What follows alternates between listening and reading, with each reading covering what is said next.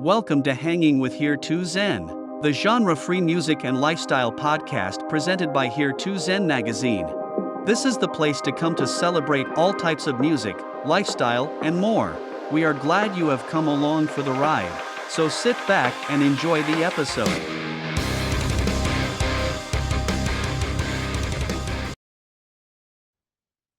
Hey, how's it going? Hey Tina, how you doing, man?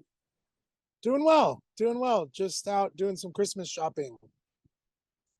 I hear you. I hear you. It's gotten to that mental time of the year where common sense goes out the window in malls and shopping centers around the world. Yeah, absolutely. And unfortunately, I've been on tour until now. So I'm Yeah, finally home, getting able to do all the things that need to be done days before the holiday. I'm still not done, so I'm right there with you, man. Yeah. But you will be here in February after a short break. So Yes. February 23rd, 24th, 25th, and 27th. A nice quick Yep. hit and run tour. How's it feel to be getting back here for the first time in 6 years? Oh man, super excited. It's been way too long since we've been there. Australia is one of our very most favorite places to play, and we can't wait to bring songs from all of our albums to perform them live on the stages with Dream on Dreamer and Sienna Skies. We're really looking forward to it. Now, people don't realize that, when they're in America or Europe, that you have to fly between gigs in Australia. So it's actually, even though it's a quicker journey, it's a lot more taxing on your body, and Yeah. can be really tiring. So what do you do personally to keep fresh on the road?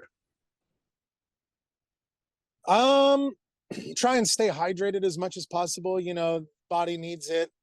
And at the same token, it's really just trying to get rest in where you can. And little naps here and there between or before sound check, and just trying to get what little bit of rest you can. And yeah, I actually we've done a couple of the Australian tours in the past. I don't think any of them were headlining, but we were like, oh, this is a whole different kind of animal, having to fly everywhere and then fly the same day as you're supposed to perform. And but I mean, we're just really excited, and it'll all be worth it in the end. You know what I mean? So for us, it's just we're just super excited and looking forward to that. Awesome. And as you said, you've only just gotten back from a European run, correct? Yes. Now, you had something over there, I think it was on this run, called the Magoo-mobile. Is that correct? Yes, we did. Any Yeah. Magoo-mobile antics? Yeah, definitely. I mean, it's definitely the smallest rig that we've been on in maybe over a decade.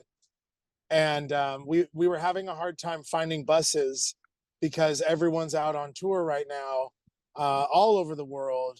And so we locked in what we dubbed as the Magoo Mobile, which, I mean, the antics were nonstop. There was not a lot of room to do anything. Yeah. So it was kind of like definitely an experience. And I can't say it was my favorite, but we made it, we're here. Call it bonding. Yeah, for sure, definitely. So, Thankfully, we all enjoy each other's company for the most part, so we're a pretty solid team when it comes to all things considered. So if someone's having a bad day, someone else was kind of able to help them out, or take a little bit of extra, give everyone a little bit of extra TLC, and try and remember that we're getting through it, and the shows are selling out, and it ended up being a great tour. And yeah, definitely. now, Tether's been out for a little while. Has there been a big fan reaction to the newer songs live?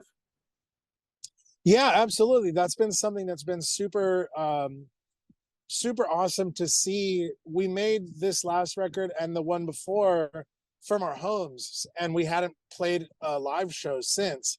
So there was no like testing ground for the new material. We just kind of wrote it, and of course we can expect certain things in our head, but we wrote the albums to be for lack of a better term, like they were headphone records, because we knew we weren't going to get to go out on tour with them as soon as they were out. Um, we knew that fans were going to be listening to them in their headphones. So we wanted to make them very sonically complex, but at the same time, be able to, we said, we'll figure it out live when we have to worry about live, because we added a lot of new like synthetic elements and using computers and using other instruments besides the core bass, drums, and guitars to kind of embellish the sounds. That was something that was really cool to see translate live. And then obviously having the fans interaction with that really brought an entire new life to some of the songs that we were performing. What's been your favorite? On the last like what we just got through, I really love Warpaint. That song really opens things up. I'm a big old school, I guess, punk rocker. I love a good circle pit, and seeing everyone kind of get rowdy out there for that song was really cool. It's got a really cool groove. Oh, also Indigo was a great one. It was kind of like a breath of fresh air in our set. A lot of our music is very aggressive and nonstop and pedal to the metal type thing, and a song like Indigo has so much room to breathe and so much element of groove in it that was a really fun one that we put in the set that really seemed to resonate with not only the fans, but also we had Matt, the singer of Caskets, come up and sing that song with us, and he absolutely nailed it. So it was kind of something special for the tour that we were able to kind of like latch onto and give it a whole new element of I don't know, it gives it a whole new element of depth for sure. Now, back to the album. You designed, you painted the cover. Mm-hmm. What was the concept behind it? Well, I with the music, we're always thinking a lot deeper than I feel like, you know, there's a lot of layers to the music. There's a lot of layers to the songs. And we kind of wanted to take that approach and give it kind of like, because they look like, or they're like the Rorschach style paintings. We wanted it to have that sort of depth where you're not sure, like to one person looking at it, it could be something completely different than to somebody else. And in our minds, the way the music was written and the way the music is listened to, it all depends on who is listening to it. And I feel like for each song, there's a visual accompaniment in the album artwork that has a different painting for each one. And they're ones that resonated with us, but could resonate with us for different meaning than it resonates with the audience listening to it. And it's kind of like, in my head, it was kind of like almost like a choose your own adventure. Like, what do you see? What you see in this, you could look at it again a week from now and see something completely different. And it's something that's always evolving. And I think in so many ways, our music is so emotional that it's kind of our minds are always evolving with music and how it inspires us and what it does to our emotions, that I think the paintings kind of help put that into a visual form of the artwork that we create. And we wanted to kind of try and create the full package ourselves. You know what I mean? Like, Yeah. When Of Mice and Men comes back from not touring in almost 4 years, we want to know that everything that we're putting out there, from the album art to the songs to the t-shirts that we go on tour with, everything has been made from the band.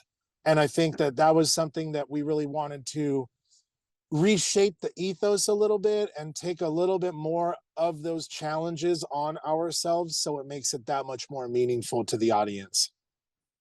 Awesome. Now, with the live show, you said you've got like supplemental sounds, like additional tracks, for whatever better word. Sure. Are you do you have play to a click, or is it just a click into the song? Yeah, we've played with a click track for quite some time now. That was something that early on, once we started really spending a lot of time in the studio, it allows things to not only feel more methodical every night and very to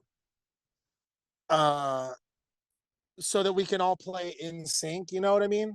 But also I like at this point, like I don't even hear it. Like I know it goes on and I Yeah. know it's there, but because we're so in tune with doing it that way, we have to record all the records that way that it really just kind of makes things a lot more uniform and allows everyone to be able to sync up and lock in a much tighter way. And we pride ourselves on our live shows, you know what I mean? And for a very long time, we considered ourselves to be a live band until that was taken away from us the last few years. Yeah. But now we're kind of getting that back and being able to play these songs that we've self-produced and self-recorded on the most recent two albums.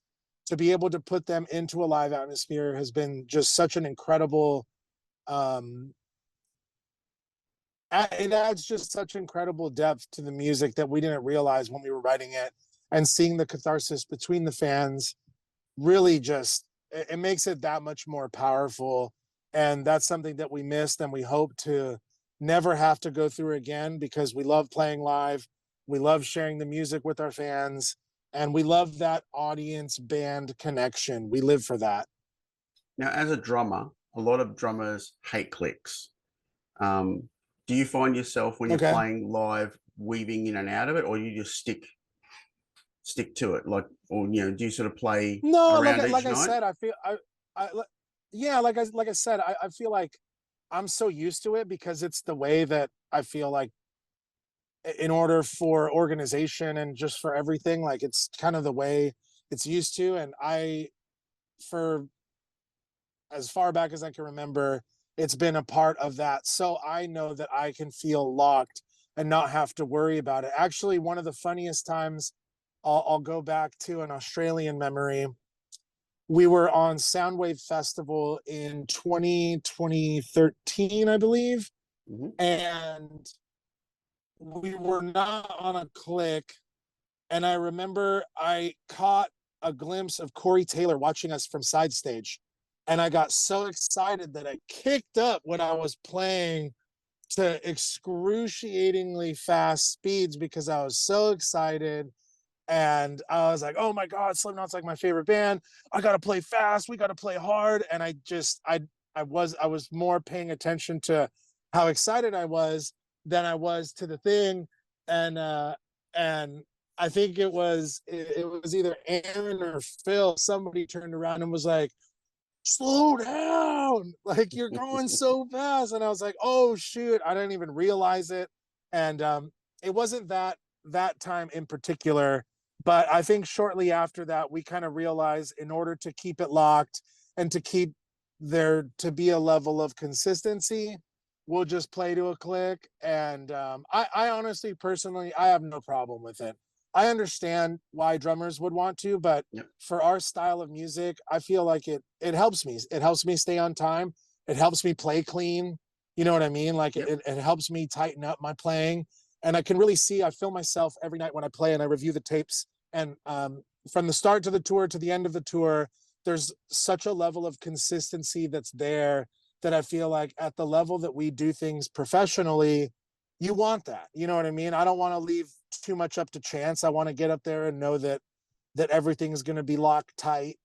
And so to me, like I see both sides of the coin, but I definitely prefer the more organized. And I think there's room in a lot of playing to, if you're in the jam room and you're jamming around, we're not jamming to a click. You know what I mean? Yep. Like it's not necessary. But for there to be the live show, to have everything work together harmoniously, you know what I mean? To Yeah. know that there's a level of consistency there every night, I personally, I appreciate that. So it doesn't feel like any sort of hindrance to me or whatever. And if we want to change some of the parts to slow down breakdowns, we totally can. Yep. So that's kind of a cool thing too, that we're able to go in there and do that and make songs feel more live by being like, oh, well, we're going to slow this part down extra heavy for this live tour or whatever. And we can do that. And it's not the album every night. You know what I mean? Yeah. Now, before I let you go, I've got to ask. Next year is actually the 15th anniversary since it's been formed, not since their first album, but since it's been formed. Are you planning anything special? Right. Definitely we're going to be working on new music. I know that we've got a bunch of tours coming up too. And as far as to commemorate the band, I feel like just being out there in front of our audiences kind of reminds us of how far we've come. And I think in so many ways we're such a forward thinking band that because out of necessity, really, you know, having to always find ways to challenge and elevate ourselves and what we do as musicians, but then also as humans, you know, I think it's very healthy to look towards the future always. And since this whole lockdown situation that we've only recently come out of, I feel like now more than ever, it's more important for us to focus on the future and focus on looking ahead and trying to constantly elevate what it is that we do and what it means to be a musician in 2024 and beyond, and to really give it 150% to be able to continue and to be there for our fans and to be there for each other. And it's a wonderful gift that the fans allow us to continue to make records and to buy the tickets to support us, to come out to the shows, to let promoters know that our fans can't wait to see us and stuff like that, you know. So really, it's focus on constant elevation and focus on gratitude towards the ones who make this possible, which is truly, it's the fans. And it's everyone that's going to be coming out to these Australia shows. We can't wait. And we're going to give them some really, really memorable shows.